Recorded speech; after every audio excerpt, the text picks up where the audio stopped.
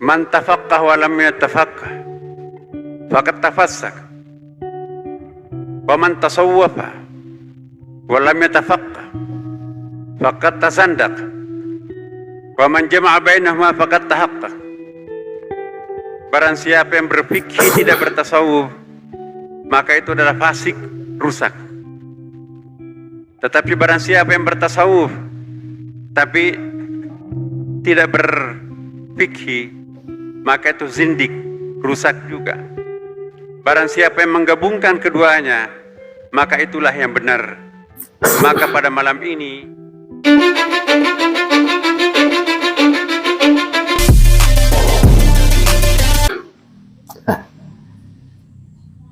loh, kita semua sudah mendengarkan apa yang disampaikan oleh Menak ya, ketika hadir di acara Jatma Aswaja di Masjid Istiqlal kemarin tanggal 10 Agustus 2025. Jelas saudara-saudaraku, jadi Menak itu mengatakan barang siapa berfikih tapi tidak bertasawuf rusak, fakot tafassaqo. Barang siapa yang bertasawuf tapi tidak mengerti fikih juga rusak. Yang benar itu ketika mengumpulkan kedua-duanya.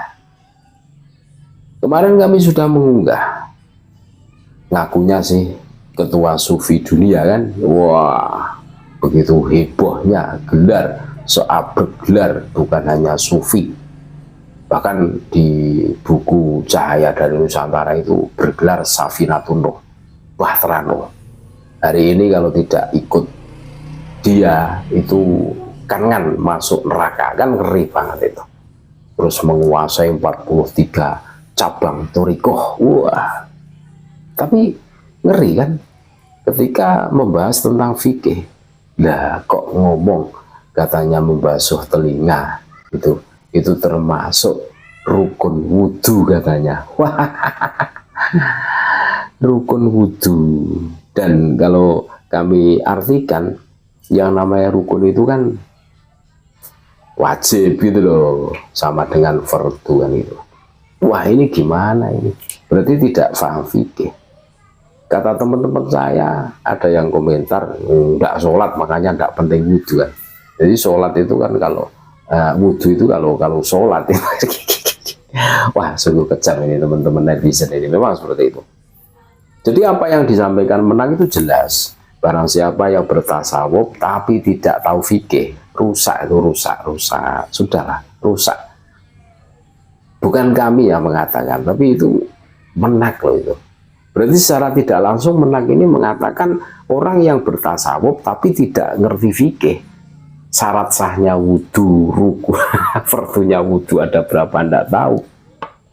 Gimana? Rusak kan? Bukan saya yang mengatakan, bukan kami. Menak itu yang mengatakan itu. Wah, ini kan terlalu ya. Makanya hari ini ya, ini sebagai intibar, kita bisa mengambil hikmah dari ini semua. Ba'alawi itu bisa menjadi alim alamah itu karena hasil glorifikasi. Ba'alawi bisa menjadi wali, bisa menghilang, tidak bisa kembali, bisa terbang, tidak bisa turun.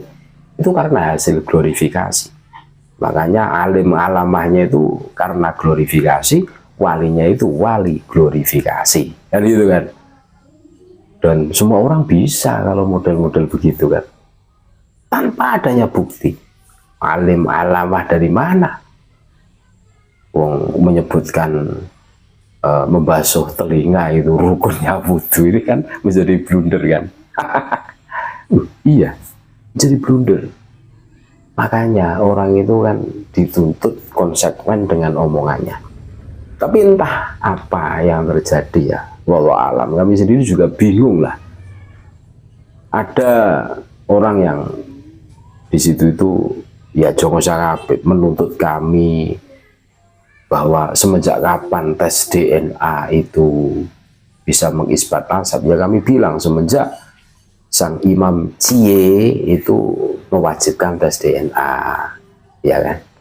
Oh, ngamuk-ngamuk, lu iya kan? Dulu kan mengatakan wajib tes DNA untuk orang-orang yang mengaku sebagai cucu Nabi. Jangan sampai hasil tes DNA kemana, pengakuannya kemana, kan gitu kan. Itu dulu kan tidak konsekuen. Ya sama, geng Pengapungan ini yang mengaku Safinatullah mujtahid, terus bisa alim alamah al-hafid bahkan itu kan. Wah, ternyata ketika berbicara tentang furudul wudhu ya, padahal tidak ada arkanul wudhu, furudul wudhu adanya. Inilah kok blunder katanya basuh telinga itu rukun wudhu itu. Dan rukun itu tidak boleh tidak, la Buddha bahasanya kan itu. Harus kan itu. Ya, sebagaimana yang disampaikan menang kan. Orang yang ngaku bertasawuf tapi tidak paham fikih, fakot tazandako, wah rusak. Makanya kita hari ini harus cerdas, saudara-saudaraku.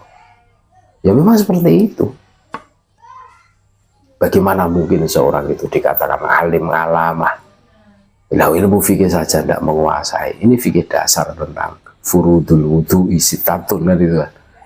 Itu saja blunder gitu kan.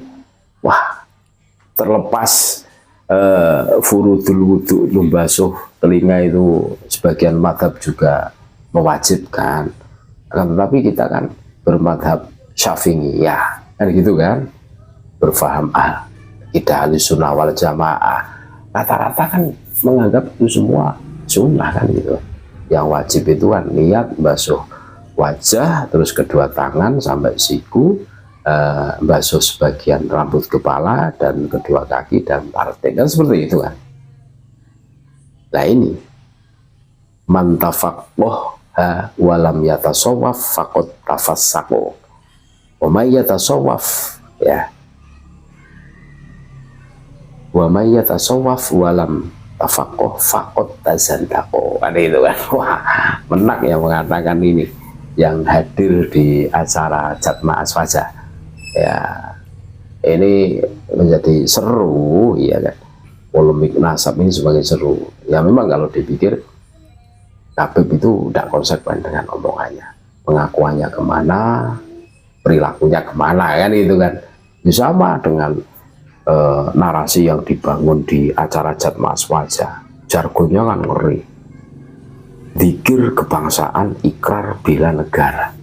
Loh, bagaimana mungkin dikatakan bela negara? Iya kan? Nah, gurunya sendiri dipilihkan, bro. Terus bikin makam palsu, terus wah, seabrek kasusnya. Terus pendiri NU juga didistorsikan, memasukkan nama kakeknya karena ketawaduannya tidak mau dicatat dan lain sebagainya. Gitu. Ini jelas ini arahnya kemana, ya kan? Omongannya itu hanya sebatas omongan. Kenapa ya rata-rata kafir seperti itu? Wallahu alam juga. Apakah karena genetikanya, gennya, gawan bayinya memang seperti itu? Ya, makanya ini luar biasa. Polemik nasab ini banyak menyadarkan kita semua. Jadi itulah saudara-saudaraku apa yang disampaikan oleh Menteri Agama. Barang siapa yang bertasawuf tapi tidak paham fikih, rusak. Ya silahkan dipikirkan sendiri saudara-saudaraku. Terima kasih. Assalamualaikum warahmatullahi wabarakatuh.